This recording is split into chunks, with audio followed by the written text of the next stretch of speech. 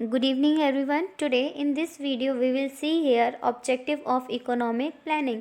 इस वीडियो में हम देखेंगे कि इकोनॉमिक प्लानिंग का ऑब्जेक्टिव क्या है, इसका लक्ष्य क्या है. Okay, the objective of economic planning are determined by the planners after taking into consideration many factors such as the nature of the present state of the economy, the state of economic development, social economic condition prevailing in the country and the requirement of a particular situation.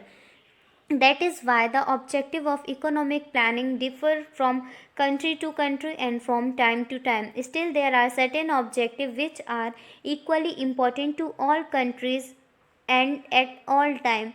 These objective can be classified into following three categories. अब यहाँ पे देखेंगे आखिर objective क्या है. तो यहाँ पे ऑब्जेक्टिव जो है वो कौन बनाता है, यहाँ पे central authority. Okay, central authority ही यहाँ पे इकोनॉमिक प्लानिंग करती है.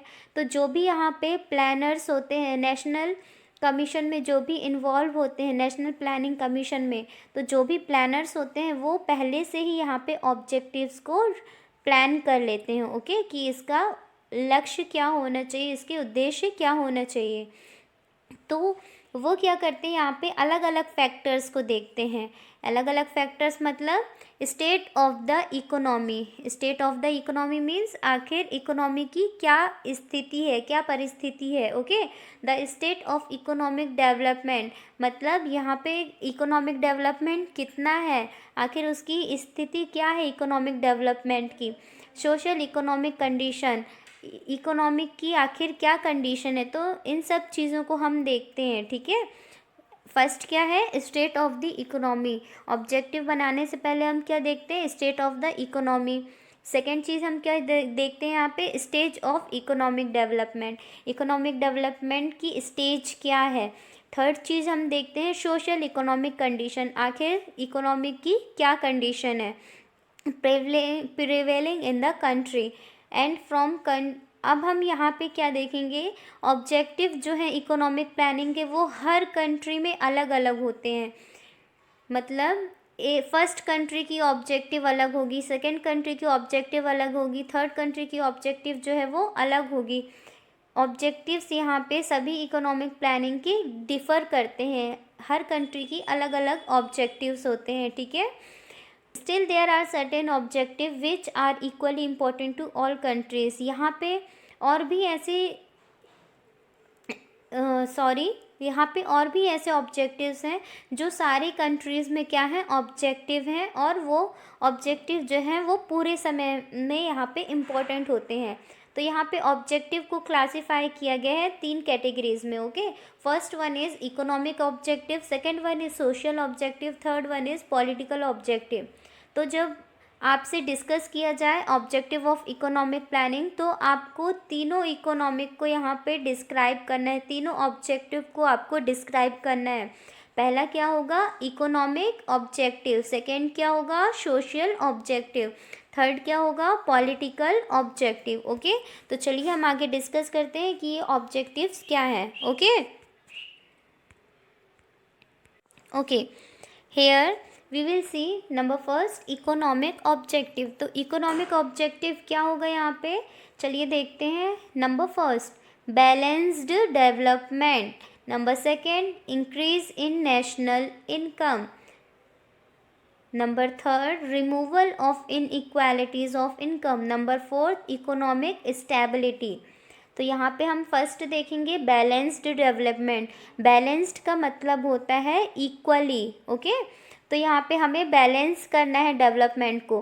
तो हम पढ़ेंगे यहाँ पे फर्स्ट पॉइंट में, for a balanced development in the country planning is done in such a way as to develop each and every sector as well as the region too. अब हमें जब किसी भी कंट्री की प्लानिंग ऐसी होनी चाहिए कि हम उसका डेवलपमेंट कैसे कर सकें, बैलेंस्ड वे में कर सकें. दैट मीन्स यहाँ पे अगर डेवलपमेंट हो रहा है तो एक सोसाइटी का नहीं, एक सेक्टर का नहीं, यहाँ पे सारे सेक्टर्स का डेवलपमेंट यहाँ पे ज़रूरी है. ठीक है, तो हम क्या करेंगे, सारे सेक्टर्स को यहाँ पे ध्यान में रख करके ही हम डेवलपमेंट करेंगे. Okay, it help in bringing economic growth in the country by developing all the sector in a coordinated manner। अब यहाँ पे आपको क्या गिवन है, ये हमारी मदद करता है, किस चीज़ में मदद करता है, इकोनॉमिक ग्रोथ में मदद करता है कंट्री की। ओके, अगर हम सारे सेक्टर्स का यहाँ पे डेवलपमेंट कर रहे हैं तो इससे क्या होगा, हमारे इकोनॉमी की डेवलपमेंट होगी। Okay, for example development of agriculture, example के लिए आप देखेंगे development of agriculture, transport, education and other field.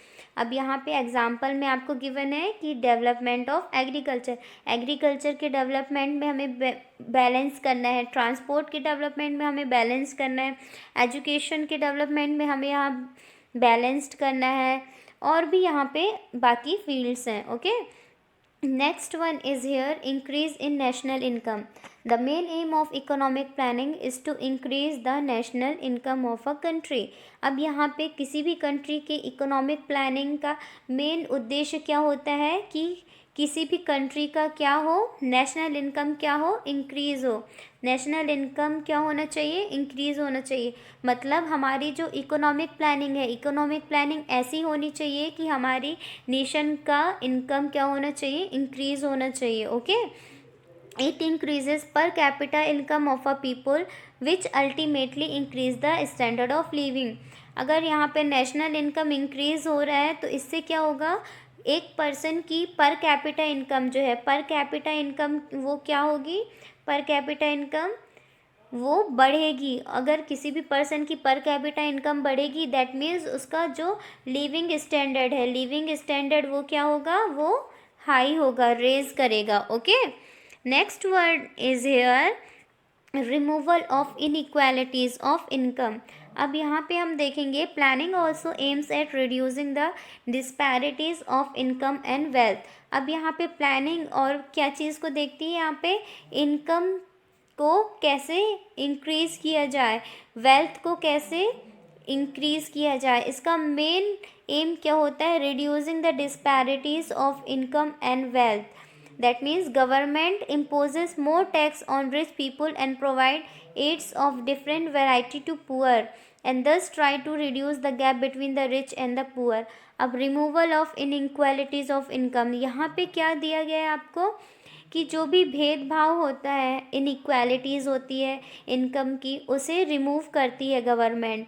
For example में आप देखेंगे यहाँ पे गवर्नमेंट क्या करती है, रिच पीपल से, अमीर लोगों से यहाँ पे क्या करती है, वो टैक्स लेती है, और जो टैक्स से उसने जो पैसे कलेक्ट किए हैं उससे वो क्या करेगी, पुअर सोसाइटी का क्या करेगी, डेवलपमेंट करेगी। पुअर सोसाइटी का क्या करेगी, डेवलपमेंट करेगी। ओके, नेक्स्ट वन आप यहाँ पे देखेंगे इकोनॉमिक स्टेबिलिटी। इकोनॉमिक स्टेबिलिटीज़ में आपको गिवन है Planning aims at bringing stability in economy by adopting measure of to regulate the fluctuation in the prices। In absence of planning, unemployment increase to a great extent, which give rise to unrest।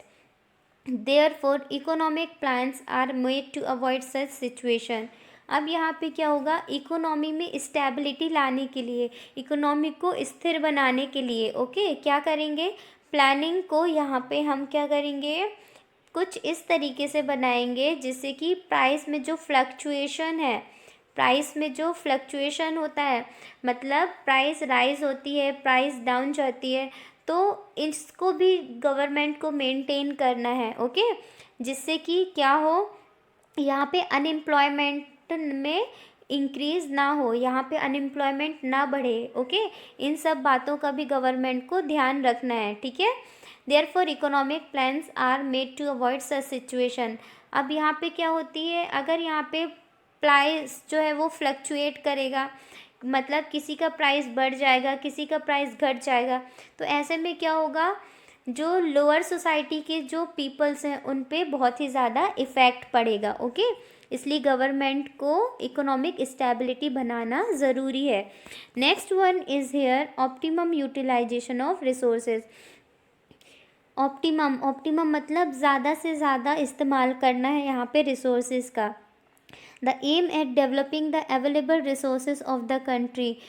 अब planning commission यहाँ पे क्या करती है, उसका उद्देश्य होता है कि जो रिसोर्सेस है कंट्री का, उस पर वो मतलब कंट्री का डेवलपमेंट वो अवेलेबल रिसोर्स से करे।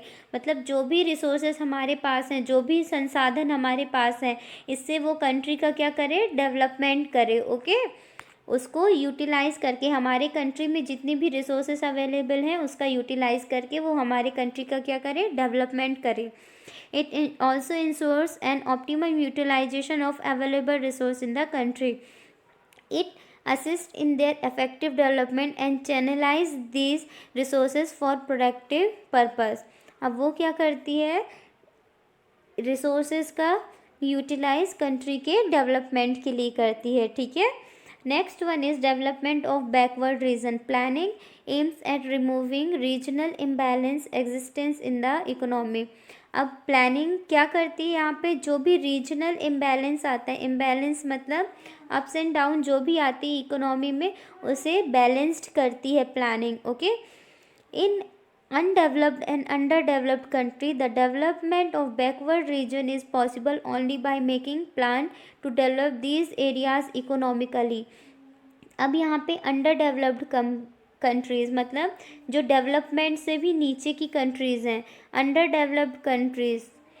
अनडेवलप्ड कंट्री मतलब जो डेवलप नहीं हुई हैं, और अंडर डेवलप्ड कंट्री मतलब जो डेवलपमेंट से भी नीचे की कंट्रीज़ हैं, अंडर डेवलप्ड। ओके, तो यहाँ पे वो क्या करेगी, बैकवर्ड रीजन में मतलब वो पिछले इलाकों में, पिछड़े हुए इलाकों में क्या करेगी, उसका डेवलपमेंट करेगी, जिससे कि यहाँ पे क्या हो सके, बैलेंस बना रहे। ओके, तो वो क्या करती है, बैकवर्ड रीजन का भी डेवलपमेंट देखती है। वो क्या करती है, डेवलपमेंट क्या करेगी, वो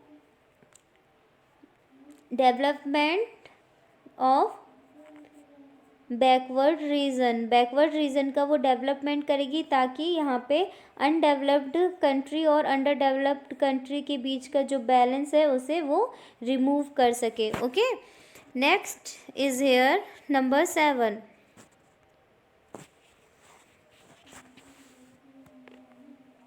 generating employment opportunities bye implementing various labour intensive scheme in the country। economic planning help create new opportunities for employment। no, अब इसमें क्या होता है, it aims at developing the available resources of the country.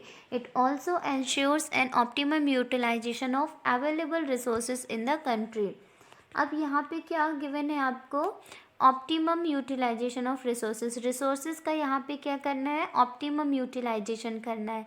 That means यहाँ पे जो भी हमारे कंट्री के पास रिसोर्सेज अवेलेबल है उसका प्रॉपरली यूटिलाइजेशन करना है कंट्री के डेवलपमेंट के लिए। Okay, it assist in their effective development and channelise this resources for productive purpose.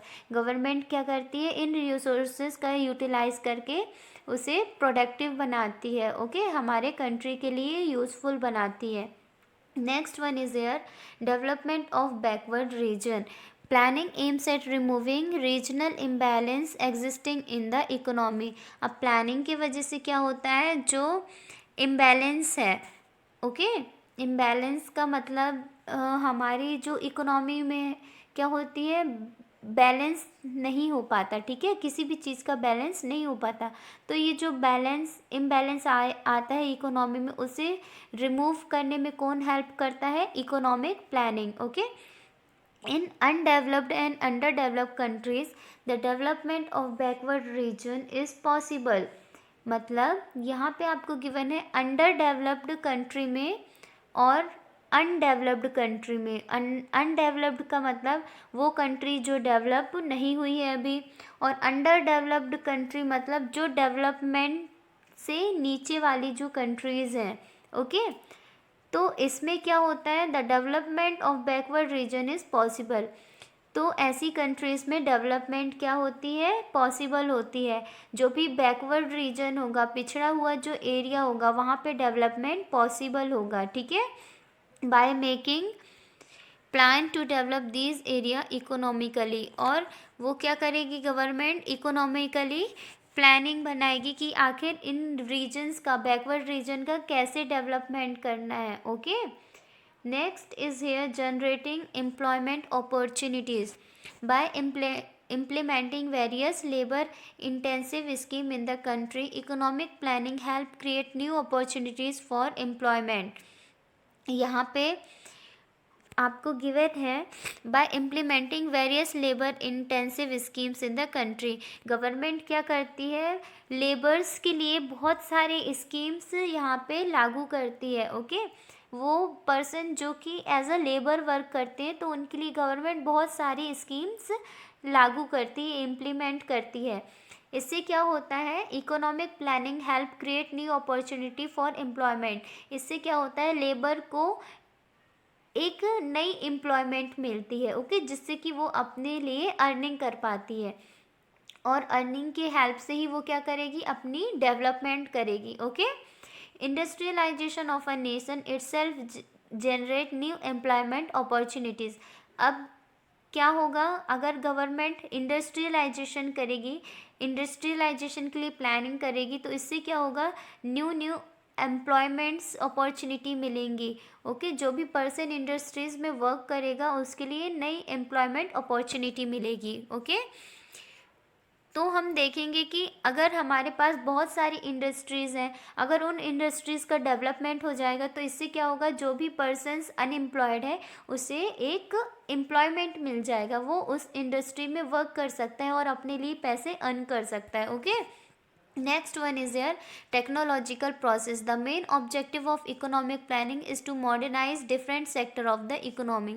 अब यहाँ पे इकोनॉमिक प्लानिंग का मेन उद्देश्य क्या होता है कि वो इकोनॉमी को क्या करें, मॉडर्नाइज करें। अलग अलग सेक्टर्स जो होते हैं इकोनॉमी के, public sector, private sector, okay, और जो डिफरेंट सेक्टर्स होते हैं उसे क्या कर सके, यहाँ पे डेवलप्ड कर सके, मॉडर्नाइज कर सके, उसे मॉडर्न फॉर्म में ला सके। The country can increase the speed of it development by introducing and adopting new technique in the field of production which become helpful increasing the production level.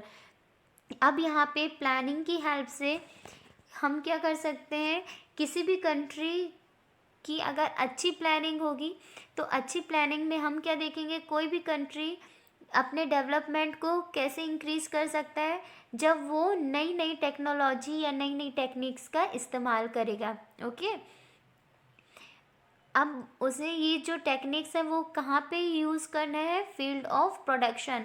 मतलब जब वो प्रोडक्शन करेगी, किसी भी चीज़ का प्रोडक्शन करेगी, तो उसमें अगर वो न्यू टेक्निक का इस्तेमाल कर रही है, न्यू टेक्निक और टेक्नोलॉजी का इस्तेमाल कर रही है, तो इससे क्या होगा, उसका प्रोडक्शन लेवल क्या हो जाएगा, हाई हो जाएगा। प्रोडक्शन लेवल क्या हो जाएगा, हाई हो जाएगा। Okay, next one is here establishment of welfare state.